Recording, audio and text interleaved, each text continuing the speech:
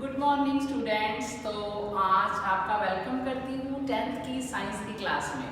तो आपने ऑलरेडी अपने केमिस्ट्री के 3 चैप्टर्स कर चुके हो। जो फर्स्ट 3 चैप्टर्स हैं chemical reaction, acid and base, metals and non metals. जो 4th चैप्टर है वो मैं आपको करवाऊंगी जैन में, ठीक है। एंड 5th चैप्टर जो है वो आज मैं शुरू करवा रही हूँ। तो आपके जो चैप्टर का नाम है वो है पीरियोडिक क्लासिफिकेशन ऑफ एलिमेंट्स। तो व्हाट आर एलिमेंट्स? सबसे पहले हमें ये पता है कि जो एलिमेंट्स होते हैं वो क्या होते हैं। तो हिंदी में इसको तत्व बोलते हैं जो हमारे आसपास हैं, like metals, non metals, metalloids, ये सारी चीजें जुड़ के एलिमेंट्स। तो इस चैप्टर का मिशन क्या था कि हम इसको क्लासिफिकेशन क्यों करते हैं एलिमेंट। इतने सारे एलिमेंट्स, जैसे कोई दुकान है, दुकान पे भी हम चीजें अरेंज करके रखते हैं कि साबुन यहाँ पड़ा है, ये इधर पड़ा है, ताकि वो जब कोई आए तो देख के दे दे। इसी तरह एलिमेंट्स की स्टडी करने के लिए ज़रूरत पड़ी कि एक क्लासिफिकेशन, उनको क्लासिफाई कर दिया जाए कि एक जैसे एलिमेंट्स एक जगह पे रखे जाए। तो बात काफ़ी पुरानी है, तो हम शुरू करते हैं 1817 की, 1817 की। तब एक साइंटिस्ट थे जिनका नाम था डॉबरिन। तो डॉबरिनर के दिमाग में एक बात आई कि क्यों ना एलिमेंट्स को, तब इतने एलिमेंट्स फाउंड नहीं थे। तो आपको पता होना चाहिए कि आज हमारे आसपास जितनी डिस्कवरीज हो चुकी हैं 118 एलिमेंट्स बन चुके हैं, फाइंड हो चुके हैं, जिसमें कि 98 एलिमेंट्स वो नेचुरल हैं, बाकी मैन मेड हैं। तो 118 तो अब की बात करते हैं। जब मैं बात कर रही हूँ 1817 की, तब ओनली 26 एलिमेंट्स ही मिले थे। लेकिन उनके बारे में भी कंफ्यूजन थी कि उनके केमिकल प्रॉपर्टीज कैसी हैं, वो एलिमेंट्स कैसे हैं। तो डॉबरिन ने एक आइडिया सोचा, उसके दिमाग में आया कि क्यों ना इस एलिमेंट्स को किसी तरह जोड़ूं। तो उसने क्या किया, 3 एलिमेंट्स को इकट्ठा कर दिया। तो उसका नाम दे दिया ट्राइड्स, ट्राइड, TRIADS, ट्राइड्स। तो वो डॉबरिन ने दिया था, तो इसलिए उसकी थ्योरी का नाम बन गया डॉबरिन ट्राइड्स। तो उन्होंने एक ग्रुप बना लिया 3 एलिमेंट्स का, और उसने सोचा कि इनके जो वेट होते हैं, जिस एलिमेंट के वेट हैं, उसको कैसे पता किया जाए। उन तीनों को एक लाइन में रखा, उसने उनको नाम दे दिया 1, 2, 3। अब 1 और 3 को टोटल किया और उसका एवरेज निकाला, ताकि दूसरे का एलिमेंट का वेट पता चल जाए। Let us show the example. उसने 3 एलिमेंट लिए, समझ लो A, B, C। पहले का वेट M1, M2, M3। अब M1 और M3 को वेट को प्लस किया, डिवाइड बाय 2 किया, और जितना आंसर आया वो M2 का था। तो वो बड़ा खुश हुआ। अब उसने एलिमेंट्स सोचे कि वो एलिमेंट्स कौन से होंगे जिनकी प्रॉपर्टीज एक जैसी हैं और वो तीनों इस लाइन में रखे जाए। तो उसने पहली example the lithium, sodium and potassium. Lithium जिसका एटॉमिक वेट था 7, सोडियम जिसका 20, ये निकालना था, समझ लो। ये पोटाशियम 39। अब हमने क्या करना है, पहले और तीसरे को प्लस करना है। 39 और 7 को प्लस कर दिया और 2 से डिवाइड कर दिया, and answer will be 46 divide by 2, 23। Yes, this is the right answer for sodium. अब सोडियम का एटॉमिक वेट 23 था, तो वो बड़ा खुश हुआ कि ये तो मेरा एक्सपेरिमेंट वैलिड हो गया। अब दूसरे बंदे पूछते हैं कि 26 में 3 एलिमेंट तो ये आ गए, अब बाकी। अब उसने 3 और एलिमेंट खोज, मतलब इकट्ठे किए, जिनकी केमिकल प्रॉपर्टीज इस ट्राइड से मिल रही थी। And second example is chlorine, bromine, iodine, जिनको कि आज हम ये जानते हैं कि इनके एटॉमिक मास जो है 35.5 क्लोरीन, आयोडीन का 127। तीसरा, अब पहले और तीसरे को प्लस किया और इसका आंसर आ गया 162.5 डिवाइड बाय 2, 81.2 आ गया। यानी कि ब्रोमीन का जो एटॉमिक मास था वो लगभग 81 यानी कि 80 था। ये भी बात उसकी बन गई। अब उसने एक तीसरा एलिमेंट, तीसरा ट्रेड बनाया 3 एलिमेंट्स का, calcium, strontium and barium. Calcium with 40, barium with 137। इन दोनों को प्लस करके 177 डिवाइड बाय 2, 88.5। अब स्ट्रोंशियम का जो एटॉमिक वेट था 88 था, वो भी ठीक हो गया। अब बात यहाँ पे आके खत्म नहीं हुई। क्यों? क्योंकि उसने सिर्फ 3 और इंटू 3 9 ही एलिमेंट्स के बारे में ये उसकी जो वैलिडिटी थी हुई, बाकी जो बचे हुए थे वो भी इस ट्रेड्स में सेट नहीं हो रहे थे। तो इसलिए ये जो डॉबरिन की थ्योरी थी वो फेल हो गई। मतलब फिर हम ये सोचते हैं जो थ्योरी फेल ही हो गई तो फिर हम उसको पढ़ते क्यों हैं? क्यों?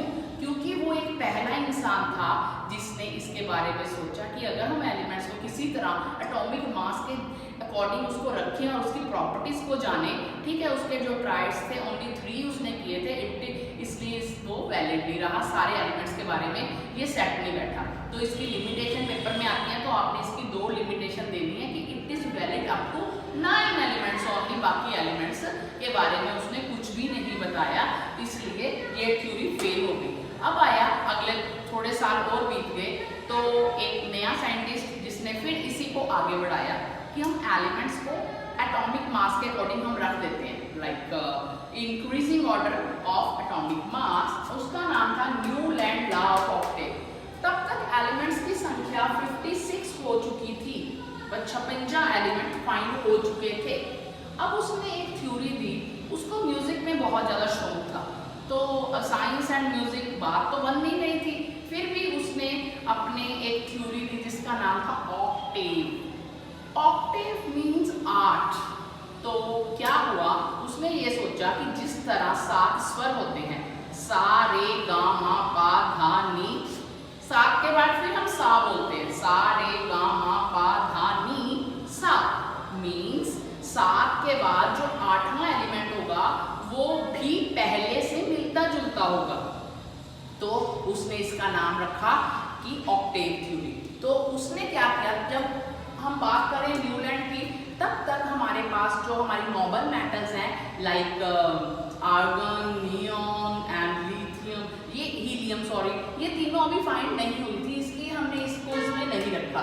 तो मैंने यहाँ लिखा है सा रे गा मा पा धा नी, फिर सा द्वारा आ जाता है। यानी कि अगर हम इनको एटॉमिक वेट के अकॉर्डिंग रखा जाए, जैसे hydrogen, lithium, beryllium, boron, carbon, nitrogen, oxygen, then fluorine, इसमें हमने कौन सा नहीं लिखा, हीलियम नहीं लिखा, नियॉन नहीं लिखा। क्यों? क्योंकि तब उनकी खोज नहीं हुई थी। फ्लोरीन के बाद हम ये 9 नंबर है एटॉमिक एंड ये 11 है, 10वें वाला नहीं आया। Sodium, magnesium, aluminium, silicon, phosphorus, sulphur, chlorine, potassium and calcium. अब क्या हुआ, जैसे कि ये हाइड्रोजन है, इसके नीचे फ्लोरीन, फ्लोरीन के नीचे क्लोरीन, जिसकी की क्या है, इनकी सबकी वैलेंसी 1 है, ठीक है। और इस तरह ये लिथियम है, 3 एटॉमिक, 3 है, 2 1 2 8 1 2 8 8 1। जब आप सारे एलिमेंट्स 20 तक याद करते हो, आपको 9th में भी करवाया गया है, 8th में भी करवाया गया कि इनकी कॉन्फ़िगरेशन याद करनी है कि इसकी बाहरी शेल में कितने इलेक्ट्रॉन्स हैं, ठीक है। तो आप जब देखोगे तो इनके बाहरी शेल में इलेक्ट्रॉन सेम है जैसे जैसे उसने रखे थे, ठीक है। यानी ये इससे मिलता जुलता है, और जो बोरोन है वो एल्यूमिनियम से, यानी boron is 2 3 and this is 2 8 3, दोनों की बाहरी शेल में 3 इलेक्ट्रॉन। हियर इज 2 4 2 8 4 2 5 2 8 5 2 6 2 8 6, यानी कि इनकी प्रॉपर्टीज आपस में मिलती जुलती थी कि every 8th element have the same property as the first. इसी तरह जो अगले वाला होगा उसकी, जो सेकंड वाला है उसकी अगले से मिलेगी, जो थर्ड वाला है उसकी इससे मिलेगी। तो ये वाली जो थ्योरी थी ये भी इतनी ज़्यादा नहीं चली। क्यों नहीं चली? क्योंकि अगर हम अगले वाले एलिमेंट्स की बात करें 20 के बाद, तो उनकी प्रॉपर्टीज नहीं मिलती थी। तो it was applicable up to calcium only. ये केवल ही कैल्शियम तक इसने काम किया, 20 एलिमेंट, उसके बाद फेल हो गई ये थ्योरी। बाकी इनके 80 और 81 पेजेस पे इसके लिमिटेशन के 2-2 3-3 पॉइंट है, आप बुक में से देख सकते हो। जब आप क्लास स्कूल में आओगे हम आपको रीडिंग करवाएंगे, और एक थ्योरी के बारे में मैंने पढ़ा दिया, लिमिटेशन के बारे में बता दिया, और 3-3 पॉइंट इसकी लिमिटेशन लिखनी है। अब बात बाकी है तीसरा था मेंडलीव पीरियोडिक टेबल। तब तक 63 एलिमेंट खोजे जा चुके थे जब मेंडलीव ने अपनी थ्योरी मतलब स्टार्ट की कि अब मैं कुछ करूं, एटॉमिक मास के अकॉर्डिंग उनको आगे बढ़ाया। अब वो कहता है कि अब 63 एलिमेंट्स हैं, अब मैं इनको कोई ग्रुप बना देता हूँ। तो उसने पीरियड और ग्रुप की बात करी। पीरियड जैसे हमारे क्लास में 7 पीरियड होते हैं, इसी तरह पीरियड याद रखो कि 7 है।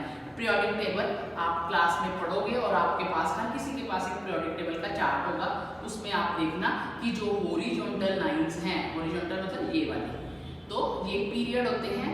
जो वर्टिकल लाइंस होती हैं, वर्टिकल खड़ी वाली लाइनें होती हैं, ये जो हैं ये 18 हैं, ठीक है। 18 हमारे ग्रुप हैं, और ये हैं पीरियड 7 हैं। इसके बारे में भी इसी ने बताया। अब अचीवमेंट्स क्या थी उसने कहा कि जो पिछले साइंटिस्ट थे उन्होंने अगर एटॉमिक मास के अकॉर्डिंग उनको रखा तो, लेकिन जब वो पीरियड और ग्रुप में उनको रखने लगा ना तो उसको ऐसे लगा कि कुछ ज़्यादा एटॉमिक मास वाले पहले रखे गए हैं, कम वाले आगे रखे गए हैं। तो उसने देखा और उसने कई चीज़ों में इम्प्रूवमेंट की और उसने देखा कि अब जैसे कि एग्जांपल इसमें थी कोबाल्ट एंड निकल। कोबाल्ट का एटॉमिक मास जो था वो कम था, लेकिन वो ज़्यादा था सॉरी, और उसको पहले रखा गया। निकल का कम था, उसको बाद में रखा गया, पॉइंट्स में फर्क ही था, ज़्यादा नहीं था। एक तो उसने कईयों के एटॉमिक वेट को ठीक किया, पहली अचीवमेंट। सेकेंड अचीवमेंट उसने क्या की कि जब उसने ये सारे स्लोट्स बनाए, खाने बनाए, तो उसने कोई जगह खाली छोड़ दी। क्यों छोड़ दी? उसने ये नहीं कहा कि केवल 56 और 63 एलिमेंट्स ही रहेंगे। उसने कहा आने वाले टाइम में और एलिमेंट्स की खोज होगी जिसको कि इस खाली जगह पे रखा जाएगा। ठीक है, उसने गैप छोड़ दिए, बीच में खाने खाली छोड़ दिए। ये उसकी गुड बात थी, बहुत अच्छी बात थी। अब इसको उसके होते हुए ये अचीवमेंट उसको मिल गई। कैसे? अब उसने क्या किया, कुछ जहाँ उसने जगह छोड़ी थी ना वहाँ पे उसने लिख दिया इका, EKA। इका मीन्स वैसे तो एक होता है, लेकिन ये संस्कृत का वर्ड है तो इसका मतलब होता है दैट इज सिमिलर, सिमिलर एक जैसा। तो उसने क्या किया, एल्यूमिनियम के नीचे भी जगह छोड़ी, बोरोन के नीचे भी जगह छोड़ी और सिलिकॉन के नीचे भी जगह छोड़ी। अब उनका जहाँ जगह छोड़ी थी ना उसके नीचे, जैसे एल्यूमिनियम के नीचे उसने लिख दिया इक्का एल्यूमिनियम, सिलिकॉन के नीचे लिख दिया इक्का सिलिकॉन और बोरोन के नीचे लिख दिया इक्का बोरोन। तो उसी के होते हुए 3 नए एलिमेंट्स की खोज हुई। ये क्वेश्चन पेपर में आता है कि कौन से 3 एलिमेंट्स की खोज हुई। उनका नाम था scandium, germanium and gallium. Scandium, germanium and gallium. तो जो स्कैंडियम था वो इक्का बोरॉन के नीचे आया, उससे मिलता जुलता था। सिलिकॉन के नीचे आया जर्मेनियम एंड एल्यूमिनियम के नीचे आया जैसे एल्यूमिनियम, गैलियम, ऐसे याद करने आपने नाम। तो न्यूलैंड जो था, बाकी जो पहले 2 से उससे थोड़ा और बेटर था। तो ये 3 आपने याद करने हैं, इनकी क्या क्या प्रॉब्लम्स रही। तो ये सारी चीज़ें आपको बुक में करवाई जाएंगी, 2-2, 3-3 लिमिटेशंस हैं। That's it. इसके बाद जो आज हम पढ़ते हैं उसका नाम है मॉडर्न पीरियोडिक टेबल। ये आपकी नेक्स्ट क्लास में होगा। ओके।